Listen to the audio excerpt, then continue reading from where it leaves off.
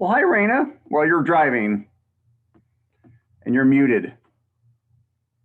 Well, is it just you and me? Oh, well, that's all right. um, well, maybe some other people will join us here. Let me start. It's recording. So, well, I will go ahead and begin. Hello, everyone. Um, we're going to be talking today about the last group of potential anesthetic patients you might have, the farm animals, so cows and sheep and goats and alpacas and llamas and pigs. So we'll go ahead and get started here.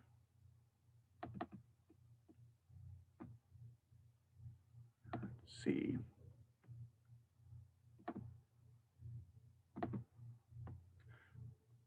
All right. And Raina, well, since it's just you and me, if you think of any questions or anything that you want to ask, just go ahead and unmute. Um, our objectives today will be same as last week, except we're going to describe best practices, some of the physiologic and anatomic differences that influence anesthetic management and positioning and everything for this final little group of animals here: ruminants, pseudoruminants, and swine. And that's me doing surgery. You've probably seen this clip before. I'm doing surgery. That's the left side of a cow. Um, Doing a surgery called left displaced abomasum surgery. And you'll see that most patients, most ruminants, that's how we do surgery. She's not under a general anesthesia. She's standing there. She might even be eating her lunch while I cut into her abdomen. So why don't most large ruminants like cows undergo general anesthesia? And when I say general anesthesia, I mean gas or even injectable. Well, one reason is they do really well. There's various regional anesthesia techniques. You learned about some the first week of class, things like epidurals, the local blocks that you do on dogs, like a line block. We can do that on a cow, maybe even a little bit deeper to get more muscle involved. The you give her that plus appropriate analgesics like alpha 2 agonists, non-steroidal anti-inflammatories, opioids. You do all that, and she'll let you do abdominal surgery, for heaven's sakes, or he. And even goats and sheep, the same thing. When we neutered Phoebe, that was, we could have done that without injectable anesthesia, but we wanted him out completely. I like to have them out completely. So, we gave him ketamine as well. So, but anyway, the reason we often don't is because we don't need to. It's safer that way. These are gigantic patients, and unfortunately, part of it also is economics. Things like propofol or gas anesthesia. If you were to use something like that to induce a cow, it would, the propofol alone would cost hundreds of dollars. Because you'd be giving such a huge volume. And so, for economic reasons, most cows, they just can't justify the cost economically. They're not pets. These are meant to make milk or to be eaten. So, but they can, and we'll talk about that. When I went to UC Davis, I spent probably a total of 4 months in Sea Barn. That's the farm animal facility, and I think I don't think we ever. I think there was one pig and one goat that went under anesthesia of the, you know, of the 20 or so appointments we saw every day, almost none required general anesthesia. But if you go to work in research or you go to work for a specialty hospital or a university or something, you may find yourself doing general anesthesia. So most of what we'll talk about, it applies whether they're under gas or whether you just gave an injection like we did to Phoebe. A lot of these same things apply. So what's unique about ruminants? We'll talk about ruminants first. Well, one is that they have rumens, right? So these are, plant-eating animals, and all that plant material goes to this giant fermenting vat that we call the rumen, and they need lots and lots of saliva to help buffer and keep that rumen kind of alkaline. So that's one thing. These patients make a lot of drool. I mean, I forget, cows make gallons of saliva every day. And that saliva can be aspirated. So we got to take steps to make sure they don't accidentally inhale some of their saliva. They chew their cud, right? These animals are built to regurgitate. Same with the pseudoruminants. So they're at a risk of regurgitating. We don't want all this rumen liquid to come up while they're under anesthesia. And they also burp or eructate a lot. They produce a lot of gas, and so they're at risk for bloating if we don't keep that in mind, because they can't eructate during anesthesia, and so that gas may have nowhere to go. So we have to be careful about that too. And the reason bloating is so important, what you're seeing here, here's the rumen.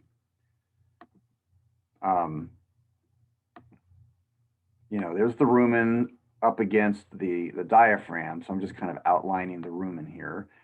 And as it fills with gas, it's going to end up pushing against the diaphragm, right? So then the whole, and pushing against the diaphragm, well, what are the lungs going to do? They have no choice but to get smaller.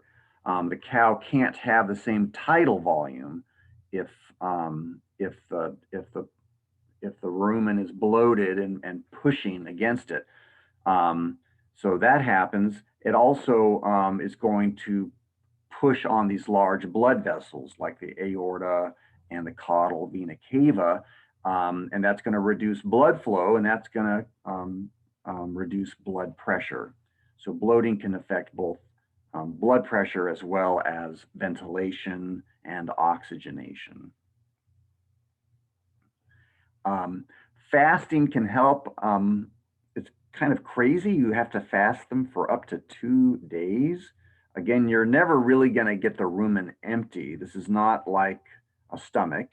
It's a little different. It's always going to have some liquid in it, but at least it will reduce some of the microbial activity. So less gas production, for example. But please note that small ruminants, we don't have to fast them for 2 days. Usually just half a day, 18 hours is enough.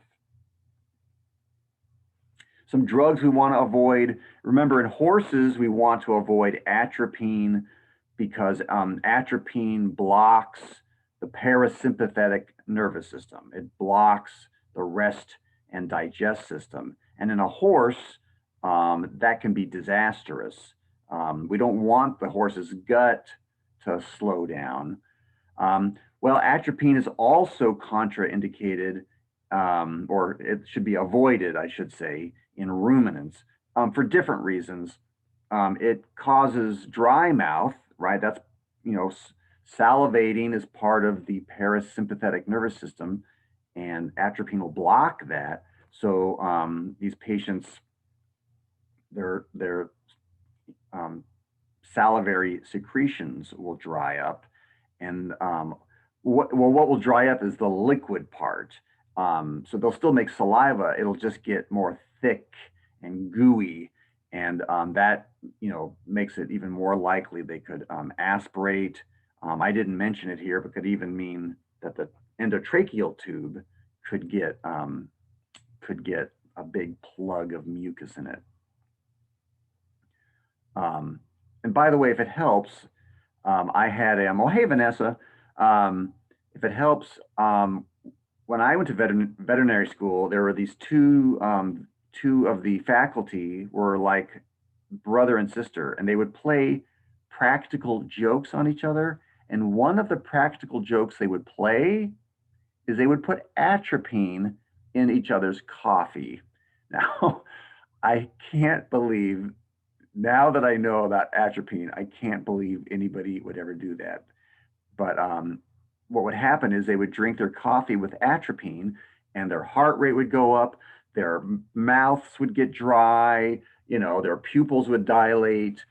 So kids, don't do this at home, all right? Don't put atropine in anybody's coffee. Anyway, but it helps you remember what atropine does. Okay. Also remember that some of the alpha-2 agonists, we love them. We love xylazine in cattle. It's good that cattle are so sensitive. That is a good thing because it means it saves money. These are expensive animals to treat, and we could just use a tiny little bit of xylazine, and it will provide excellent sedation and analgesia to this bull.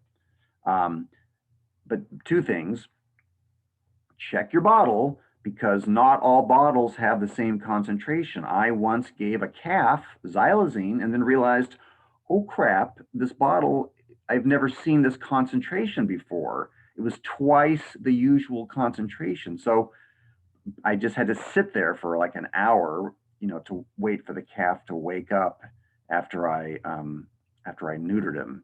So that was kind of a drag. So always check your concentration. And the other thing is it can stimulate uterine contractions, but in non-pregnant animals, you'll be fine. The book also mentions avoiding using acepromazine and alpha-2 agonists in patients that have a urethral obstruction. And you may recall from physiology, we talked about how goats, well, and other animals, but goats can form, goats and sheep, wethers can form these stones that can get trapped at the sigmoid flexure or at the urethral process here, also called the pissle. Anyway, so these animals, they can't pee. Their potassium levels start to build up because they can't pee. They are often not drinking because they can't pee. And so we don't want to give acepromazine, because if a patient is already dehydrated and therefore suffering from low blood pressure, we don't want to give something that's going to lower their blood pressure even more. And then xylazine, it can affect the heart and cause arrhythmias. That's related to the high potassium levels. Also, I'm pretty sure of this, that xylazine can stimulate urination. And these guys, they're already trying to urinate, and that's just going to make them try even harder. So that would just be hell on earth to be given xylazine when your bladder is, this big. Okay. Anesthesia itself is very similar to equine, as some of the in how we maybe get them down. A few differences is we actually can reach our hands in and feel the trachea, or feel the epiglottis and to palpate them by hand. That's kind of weird. For small ruminants, they are at risk of laryngospasm, and so we use lidocaine on them. For padding, especially for big animals, big cows would be an important consideration, but I guess they're less likely to to experience myopathy than the horses. And induction and recovery tends to be smoother. These are sort of naturally calmer animals usually. They don't flip out the same way that a horse might. Again, I don't think I've ever seen a cow under general anesthesia. So this, I can't verify this, but according to the book, that ruminants will tend to kind of pant like a dog when they're induced. So that would cause hypoventilation. So they'll get, they can get low oxygen. Their carbon dioxide could build up, but they're also not taking adequate breaths, so they can be light. So this would be a case where you would use mechanical ventilation to make them take nice deep breaths. And we'll talk more about that at the end. You could also use, IV xylazine and ketamine, and that's what we usually do. That's what we did with Phoebe. That's what I've done. That's the most likely thing you'll see is either an IM injection or an IV injection, and you can always give a little more if you have to. All right. How else are they different? Well, we often during recovery will place them in sternal recumbency, and again, just watching for any signs of bloat. We'll often keep the cuff partially inflated during extubation. And why is that?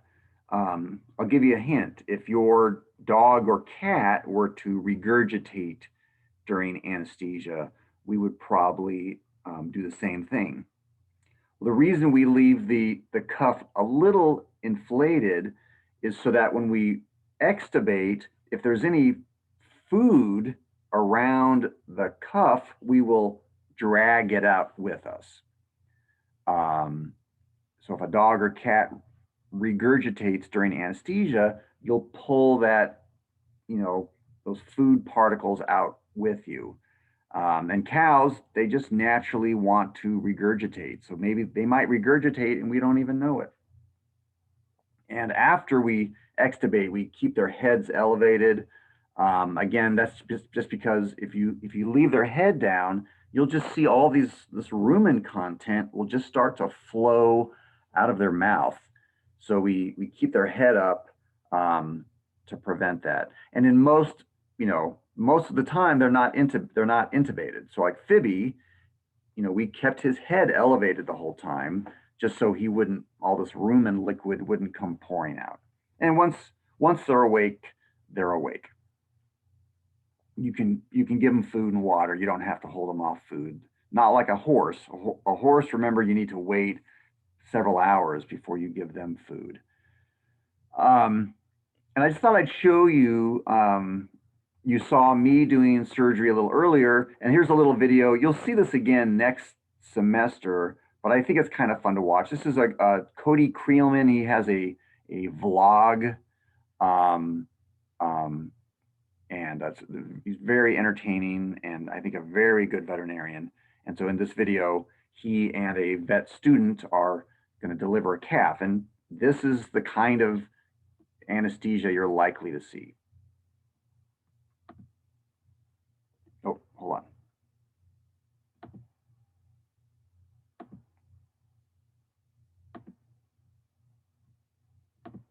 Okay. So now there was a very embarrassing ad. America's news outlets no longer. Well, okay, whatever. Okay, not anyway.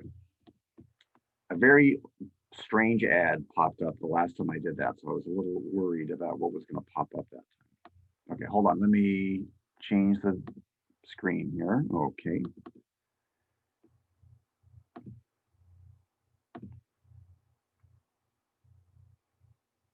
All right.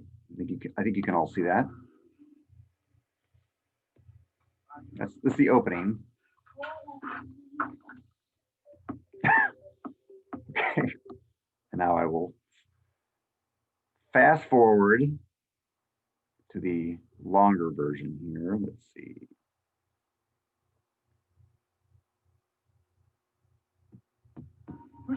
Looks like the boys need a little help with this one. Get some blue pumped in there, that'll take a feel. Cat's come in normal position. Things are just a bit dry. It's a big calf, and she's kind of fat too. You guys might want to cut back on the oats.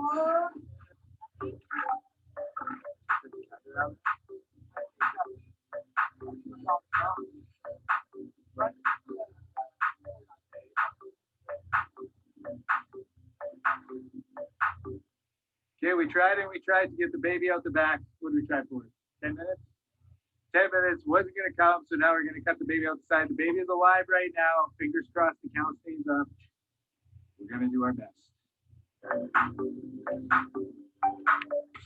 Hold up, get loose. Who's up, who's who? Who's me, who's you? I don't even know, because I just took two.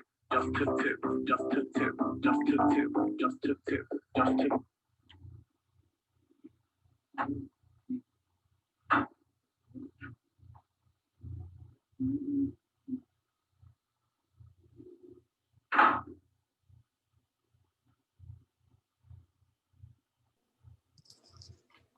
Dr. Mathis? Oh, yes, Vanessa.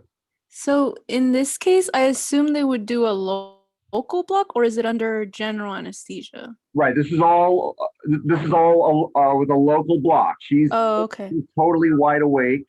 Okay. You can see her head over there.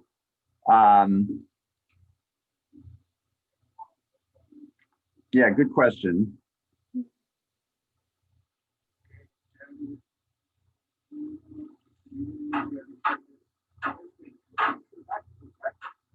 So they're getting the cap out.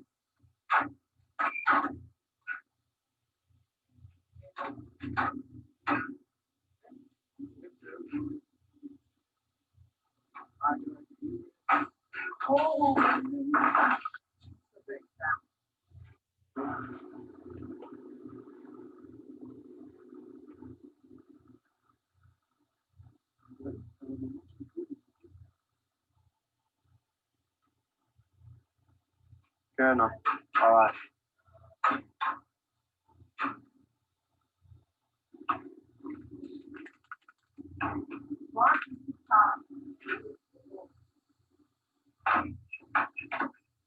And you got to put your initials next to her so they know who did it.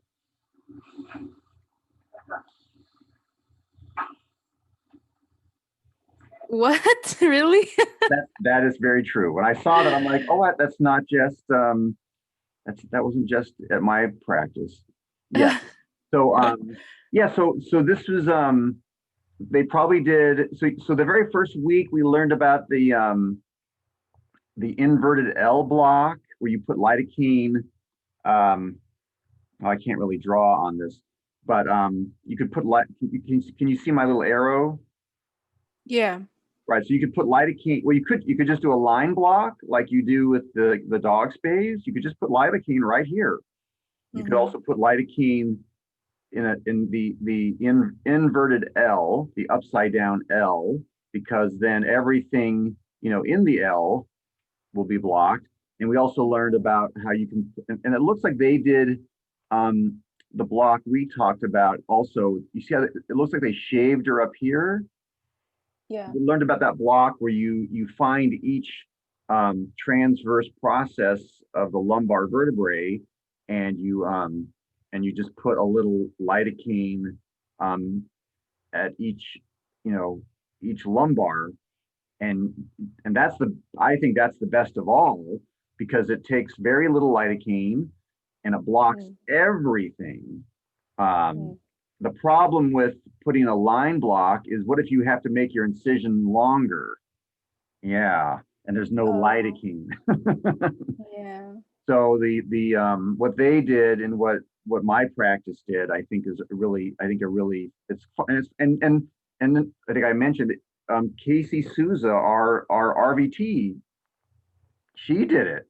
I could be getting everything else ready, and she could do the block, and she would shave, and she would do everything else. So it was really a fun thing to do. But and yes, it's very important. You need to. This is like an antiseptic spray that she's using. I think this is an aluminum. They call it an aluminum bandage. If you might see blue coat. Have you ever seen blue coat before? No, I actually didn't know there was such thing as a spray like for Yeah, antiseptic. we have some. I'll have to bring it out. It's what we have is really old, but it might be kind of fun for you guys to do graffiti with, the various sprays. So we use blue coat, and you'll see even like if you go to a feed store, you'll see blue coat for sale. People will spray it on their dog and their Mm, all sorts of things. So it's an antiseptic. But yeah, okay. you want to write your name so that the client knows, and also when you drive by later the next day to check on the patient. There where I worked, there were one place I worked, there were 5 different veterinarians, and you Mm, know you you know you sometimes you can't tell one cow from another, and yeah. so if all of you did surgery that week, you can see which one you did. Anyway, Yeah. but yeah, so this would be, she had a local block. She probably had a little xylazine. Um, she probably had a non-steroidal anti-inflammatory, maybe some um, butorphanol, maybe, even though that doesn't do much. But yeah, so there we go. That's the most common. This is what you're mostly going to do in cattle, and I miss it. I miss it. Um, okay, okay. So to continue, all right. But we will see more. We have a whole several units on all the different different cow and food animal surgeries and horse surgeries, and so it's really interesting. Here we're just talking about anesthesia. We're not, but we'll talk more about actual surgical um, um, needs and surgeries later next semester. Okay. Um, Very similar. The pseudoruminants, they have some of the ruminant problems, and they have some of the horse problems. So they're at risk for regurgitating and bloating, just like a ruminant. They also have to breathe through their nose, right? They are designed. They don't breathe through their mouth. They are really designed just to breathe through their nose, like a horse, and we'll talk more about that. And they have these really long necks. Getting of all the animals you're going to work with, these are probably the hardest ones to get blood from and the hardest ones to place a catheter in, but you can do it. And there's a risk of injury to their neck or to those big, beautiful eyes. Um, the the neck is tricky. You know how you with animals, you can hold off at the jugular, at the thoracic inlet, and you'll see the jugular vein distend. With these guys, their skin is so thick that you may not see anything. You might see this little slight, you know, increase in size, but you will not make out the outline of a vein. So you definitely have to use your imaginoscope here. When you were working with them, you just have to kind of imagine where the jugular vein is. And also they also have these well, all veins have these one-way valves. I haven't personally found that to be a problem, but the main thing is that it's just very hard to see the vein, especially if they're all hairy. So I usually have to shave in order to place a catheter or to get a blood sample. Um, and I guess if you were to get a hematoma, because the skin is so thick that you'd want to postpone surgery because that hematoma, it really has nowhere to go. It could start to compress the trachea. Again, I have not ever encountered that, so I don't know how common that is. Like we said, same measures because of the risk of regurgitation and bloating. So, keeping their head elevated if they're not intubated, things like that. And because they are obligate nasal breathers, if their head were you know, if they were standing or something and their head were drooping, or if they had their nose pushed up against the wall, that could be bad. In particular, if if their head were hanging and they got edema, well, they can't breathe. Um, Nasal edema would prevent them from breathing. So what would you see and what could you do? Well, you might see, you know, labored breathing or that noisy breathing on inspiration, kind of like, well, yeah, it's kind of like a dog with laryngeal paralysis.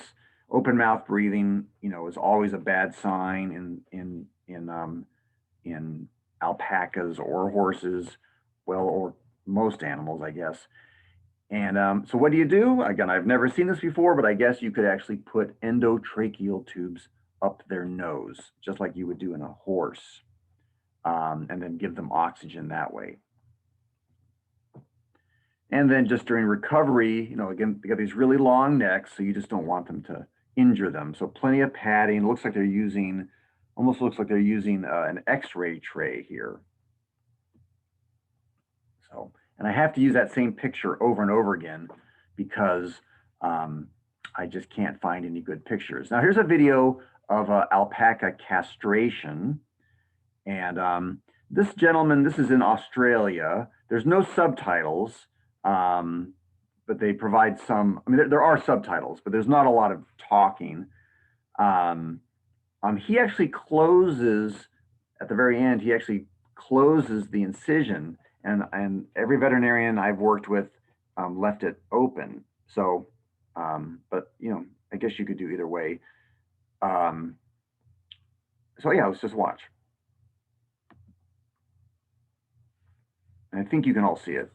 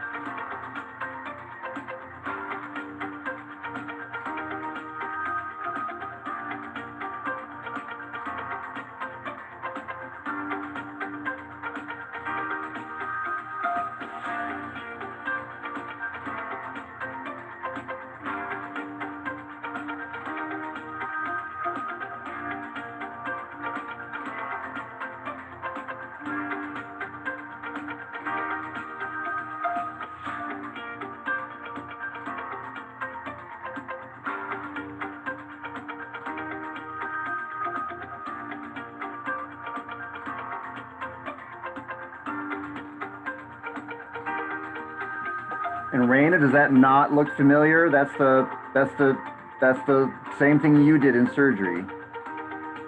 Yeah, that looks familiar.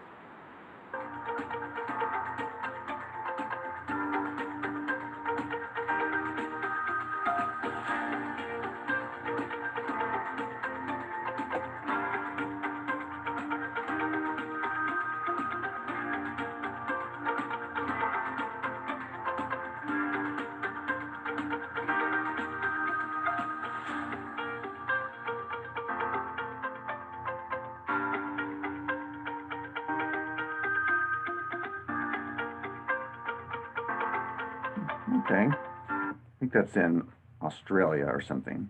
So again, that was done under, probably like, gosh darn it, I don't want to watch it again. Probably done under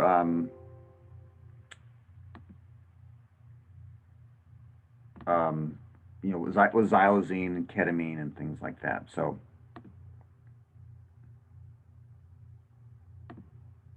hold on, let's see. Dr. Mathis? Yes. Oh, never mind. I'll ask you when class is over. Okay. Sorry, I'm having some. Gosh darn it. And you gotta put your. Let me try this again. Kind of have to start over here. Okay. All right. Now, now we're going to move on to pig surgery. And so just what do you know? What do you notice kind of unusual in this little clip that we're about to see here? So here we go.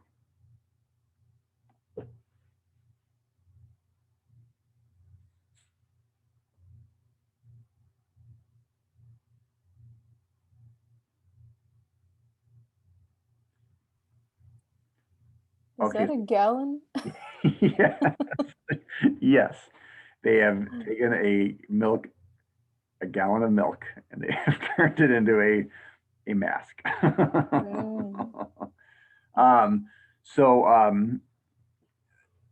Again, you may not see a lot of gas anesthesia, but a lot of what we're talking about will apply to injectable anesthesia. So hopefully in the spring, we'll get to go do injectable anesthesia on some pigs, mainly to trim their tusks. But pigs, you'll see, are a challenge. I really love pigs, but they are a challenge to examine, restrain, sedate, everything. You try to touch them and they begin squealing and running around, and they've got no handles on them. So sometimes we just have to kind of do a drive-by, or I'll walk alongside them with the my stethoscope up to their chest, hoping they don't squeal, because that would be really loud. And you want to get a good history, make sure they've been, make sure they were properly fasted. I think they get fasted similar to how a dog would get fasted, but make sure they were fasted, make sure they've been healthy otherwise, make sure there's no signs of diarrhea or dehydration.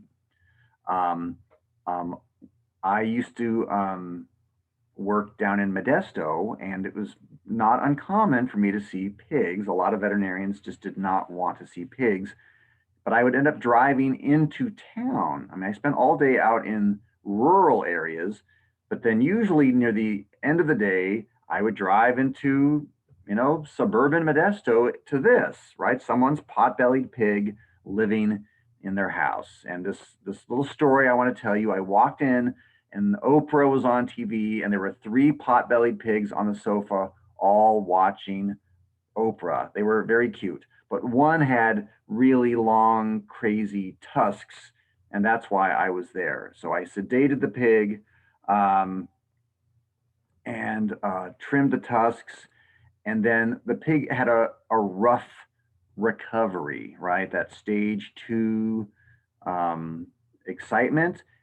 But this was not, this was a gigantic pig, and it was just running around, stumbling and crashing into things, including the plate glass sliding doors, and the owner was this, kind of little old lady.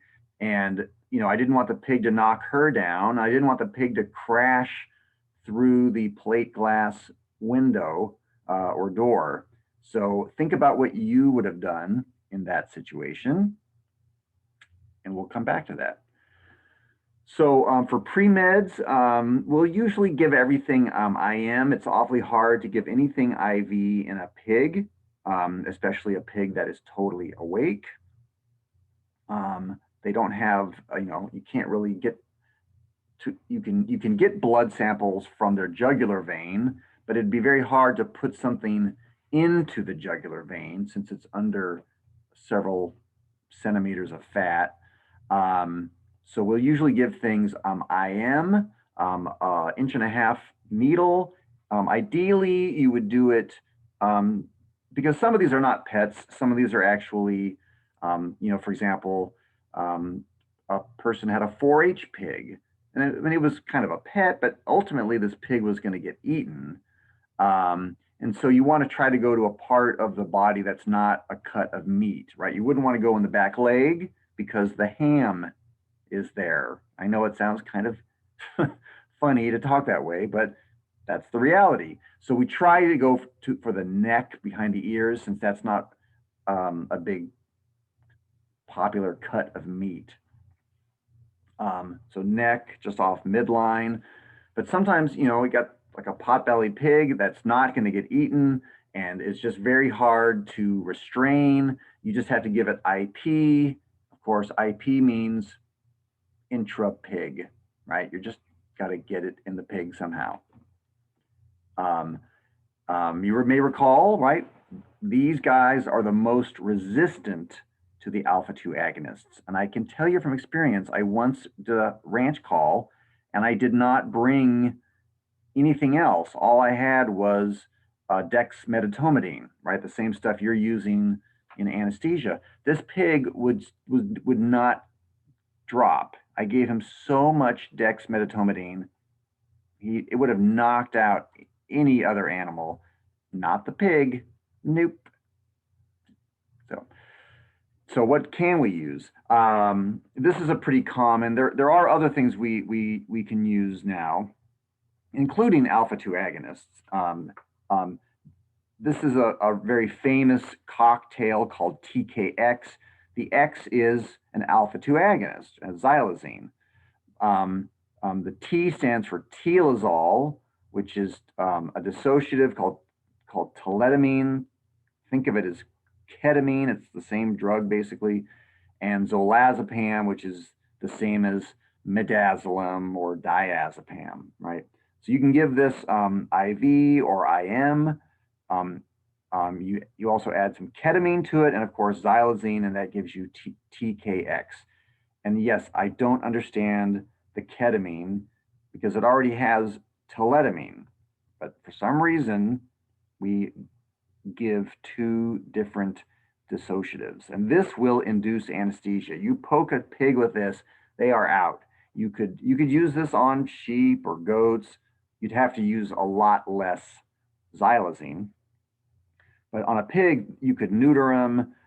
You could probably even if you needed to, you could intubate with this. So it's very helpful. And then for monitoring anesthesia, I'm not going to say a lot about pigs, but I think just the book mentions that the eyes, they don't go ventromedial. You can't really use eye position for depth. Okay. And then when moving these pigs, you'll see with, a calf or an alpaca, if we have to, we will drag them around by their arms and legs, but we can't do that in pigs, especially pot-bellied pigs. They don't have super strong shoulder and hip joints, and you could actually dislocate their shoulder or their hips if you were to lift them, by their legs, or lift them by their arms. You could do some real damage. If you were to ever intubate, you will find these are very challenging. Their trachea is very hard to visualize. It's angled. There's a risk of laryngospasm, and they have this thing called a pharyngeal diverticulum. And so these all make it very hard to intubate. What you're seeing here, I think, is they have a stylet that's gone into the epiglottis, and then they thread the endotracheal tube over the stylet. And so this is a cross section of a pig's head. And what you're seeing here, there's his tongue, there's his nasal passages. So you want the tube to go, I'm trying to draw the tube here. You want the tube to go down here, right? That's where you want it to go. But but there's this little thing I'm going to show you. Let me change my color here.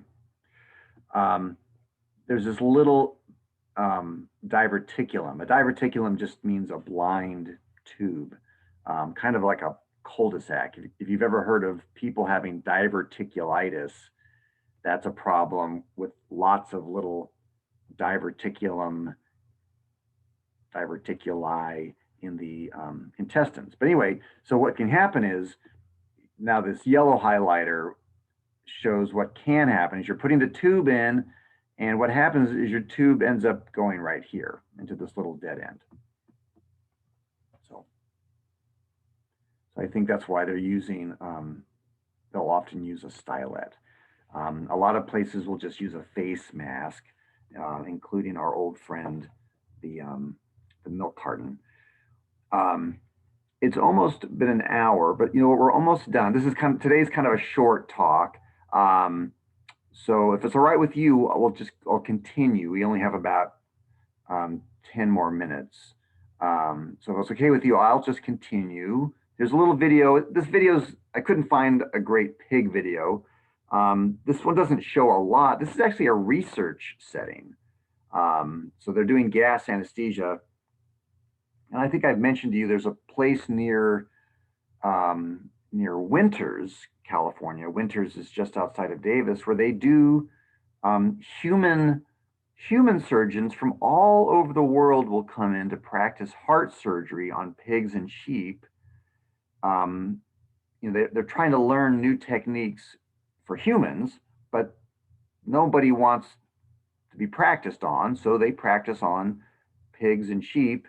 And so it's a human surgeon, human medicine surgeon, with a veterinary technician running anesthesia. And these animals, they wake up, they don't get well, I'm not sure what ultimately happens to them, but my friend Diane used to work there, and she's like, yeah, we were totally responsible for these sheep and pigs.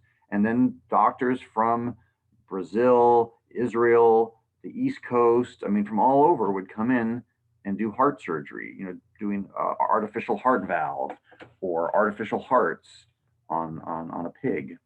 Anyway, so we'll watch this.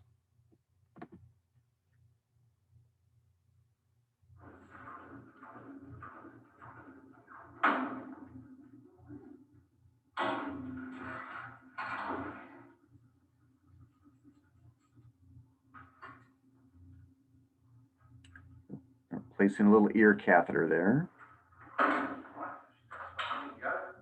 And you see they're not, you know, they're not pulling on the legs, right? They're just kind of lifting the whole pig, and they got this nice little cart. Again, they don't really show very much. They don't show them intubating the pig or anything.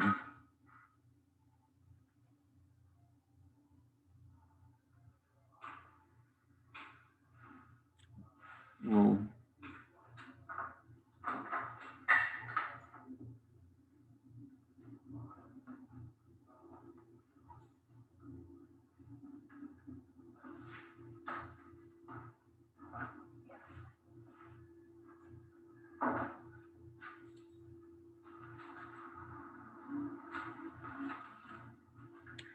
looks like they have a little catheter in the back leg too. Anyway, it's not much of a video, but that's all I could find. Okay, so let's go back. Gosh darn it. Let me try this here.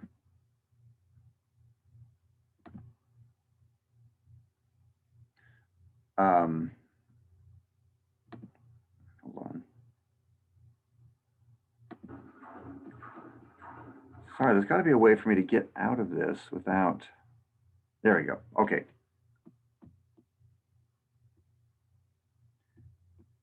Do you see the, what do you all see on the screen right now? Just you. You. Just me. Oh, okay. Gosh darn it. It's really kind of frustrating. Okay. Okay.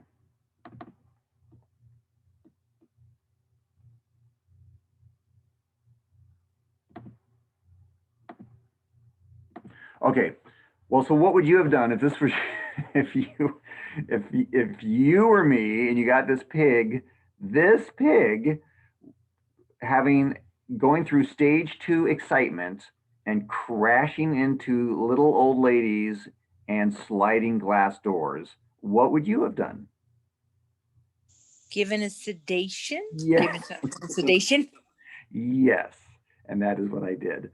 I think this was 10 years ago, and we didn't have so I probably gave xylazine or acepromazine or something, and that did the trick. And then he had a very smooth recovery after that. So yes, okay. Pigs, well, humans get this too, but in people or animals, they call it malignant hyperthermia.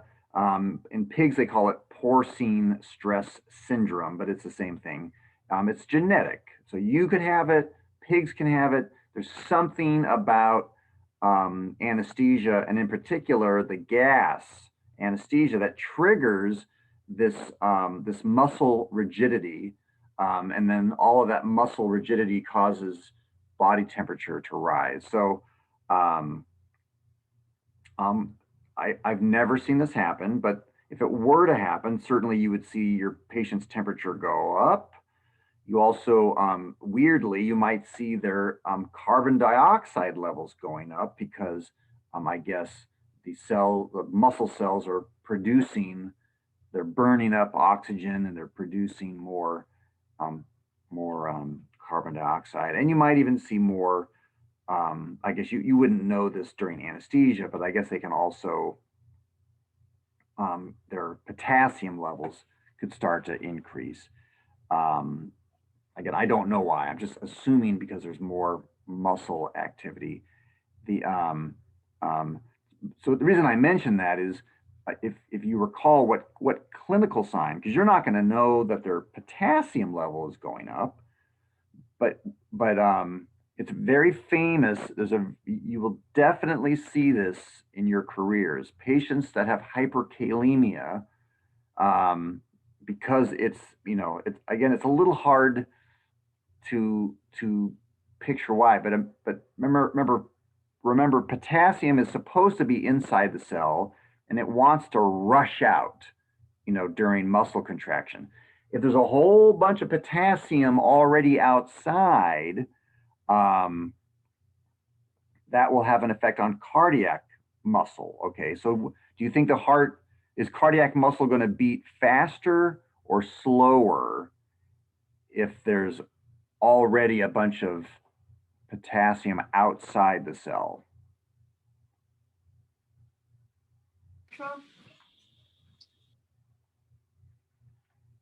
What did you say? I think slower because it'll block it. Does it block it from coming out? Yes, excellent.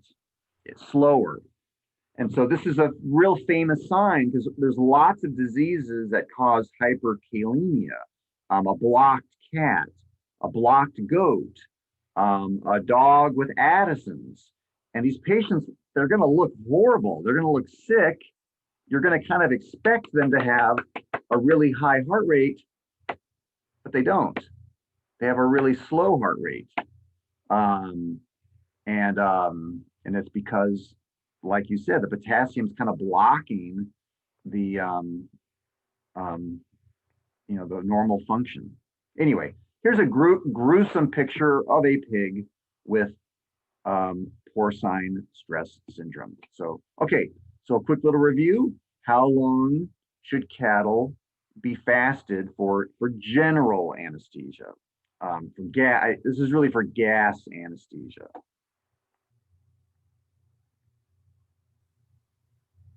All right, so the answer would be C, almost up to 48 hours almost.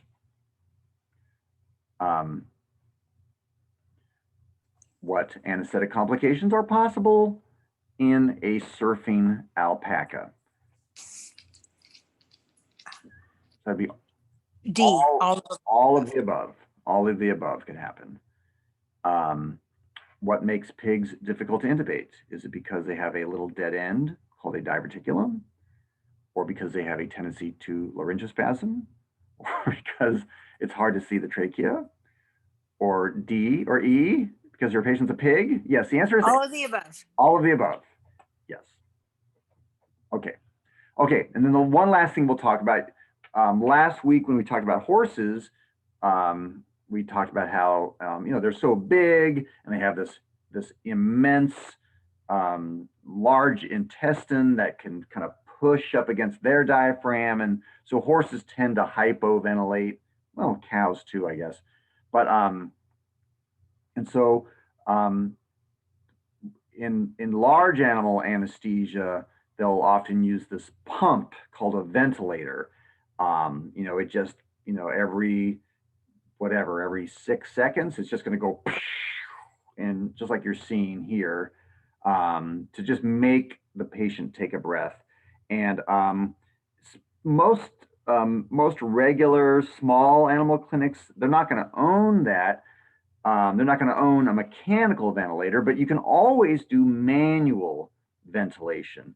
And that's what you do during anesthesia. Every 5 minutes, you give them a breath, right? You bag them, or you can call it sighing them. So when you bag your patient, you close that pop-off valve, you squeeze the bag. What do you raise the pressure to?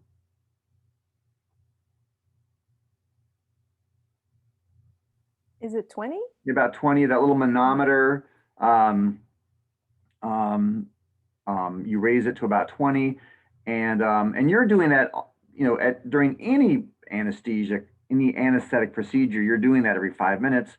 But if you have to, you can do it the whole time. You could do it 10 times a minute.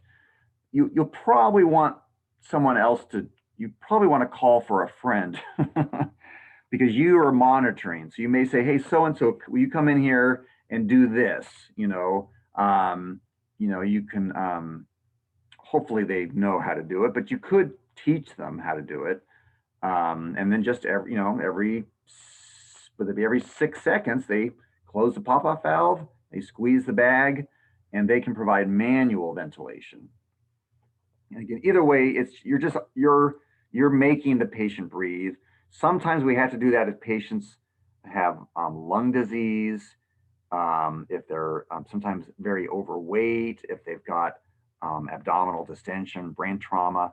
I haven't had to do this that often, but I think I told you the story about a dog that had a pneumothorax. And so my friend Melinda had to do manual ventilation. But in any patient, sometimes they just don't feel like breathing. So, sometimes we have to do this for any patient. And God forbid that a patient had pulmonary arrest. You'll learn about cardiopulmonary arrest next week, or in about 2 weeks, I think. But some patients just have pulmonary arrest, like the heart keeps beating, but they stop breathing, and those patients, that can turn into cardiopulmonary arrest. And so you might find yourself doing manual ventilation on any patient. For large animals, the pressure would be much higher just because their lungs are that much bigger, I guess. So, okay. That's it for today. Any questions? I have a couple, Dr. Mathis. Yes, my dear. So exactly what small ruminants are most prone to having laryngospasms? Which ones? Yeah. Well, certainly goats. I think both sheep and goats are prone to it. Mm-hmm. Sheep, goats, pigs, cats, and rabbits. Basically everything but horses and dogs. Horses and dogs. Horses, no. Dogs, no. But cats, rabbits, sheep, goats, and pigs. Yeah. Okay, that's good to know. And then my other question is, I hear you go on so much about all these side effects from xylazine. Why do we use it if there's so many adverse effects? Now, what adverse effects did I mention that you're referring to? I didn't write them down. I just wrote down xylazine ? Because you talk about in like goats, was it goats? You were talking about a bunch of adverse effects that xylazine Well, can produce. that was for a blocked goat. Ah, a block. Oh, okay, block goat. Okay, sorry, I missed that part. Right. No, we love the alpha-2 agonists. Okay. We love them. Um, but like any friend, right? These drugs have some annoying habits, and so xylazine, a blocked goat is like a blocked cat. They're going to have hyperkalemia, and so that kind of makes the cardiac muscle kind of twitchy. I shouldn't say twitchy. It just makes it the heart is more prone to them going like having a heart attack, basically. So the alpha-2 agonists, they cause bradycardia. And this patient already has bradycardia, because their potassium levels are high.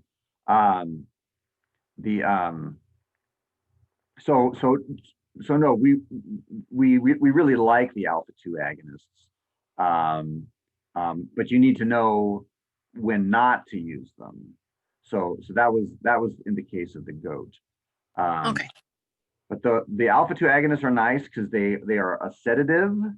They provide pain control. You can reverse them. Right? You can't reverse ketamine or propofol or these other drugs, but you can reverse the alpha-2 agonists.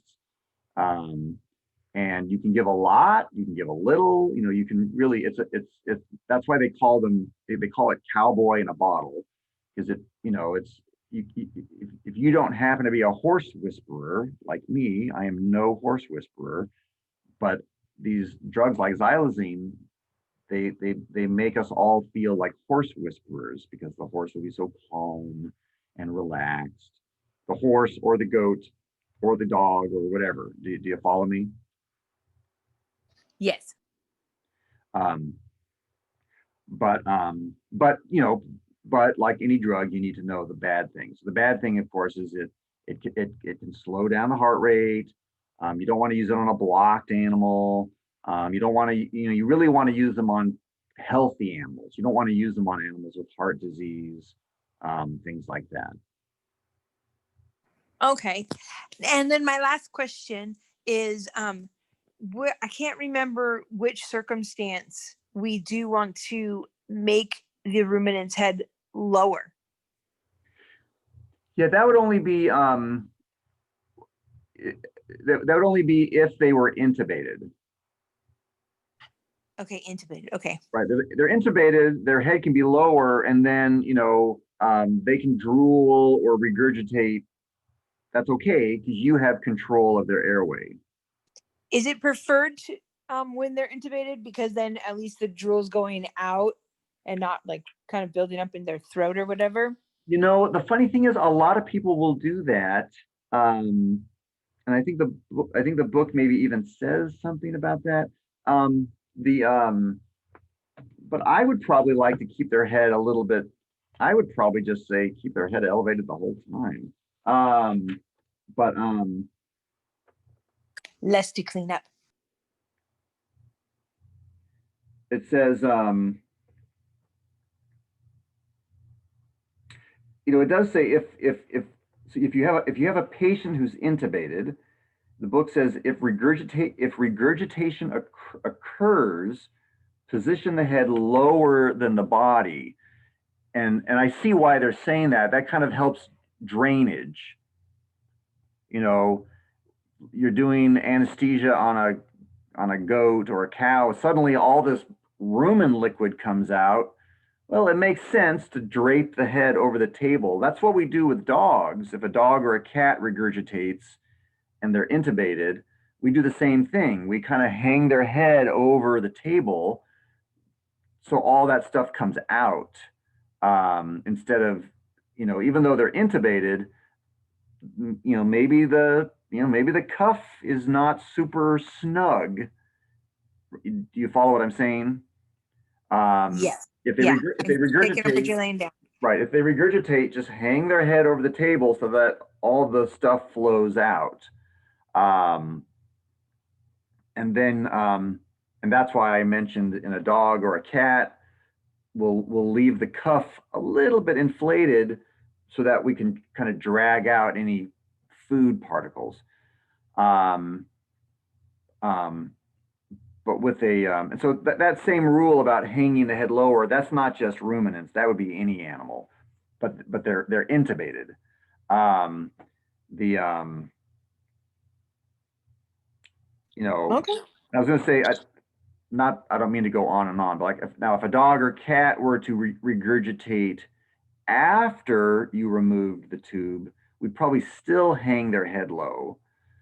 But ruminants, when they regurgitate, we're talking like gallons, right? So with them, we'll keep the head up just to prevent that from happening.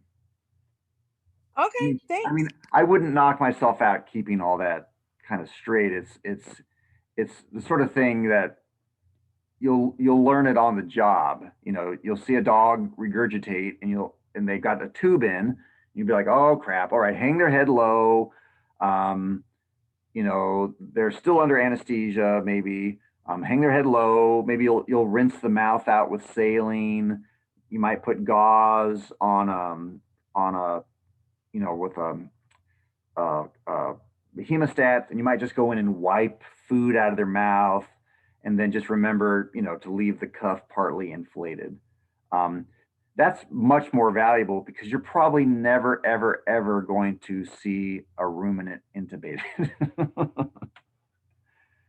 Unless you go to work for UC Davis's Sea Barn, and even then, it's just not that common to intubate a ruminant.